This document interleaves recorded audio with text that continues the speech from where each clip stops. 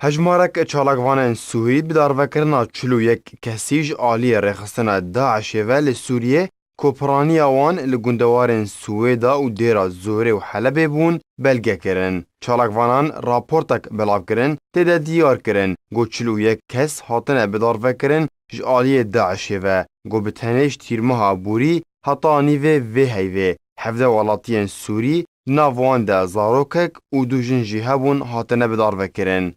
Heman raportê eşkere kir got Daişê 4 çekdarên artêşa rejîma Sûriye û milîsên bi ser ve û 15 çekdarên grûpên îslamî bidarvekirin. Her wiha 5 çekdarên xwe jî bi tometa xıyanetê bidarvekirin.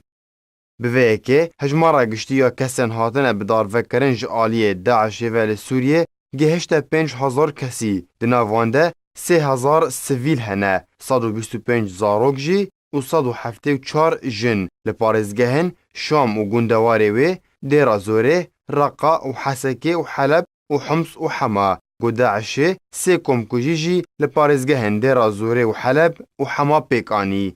Çalakvanên navborî her wiha balkişandin ser wê yekê got di nava wê hejmarê de 223 welatiyên Kurd hene gol bajarê Kobanê û gundê Berxpotan bi taybet hatin bidarvekirin. Her wiha 46 kesên sivîl li gundê Meb'ûce li gundewarê Selemiyê jî hatin bidarvekirin.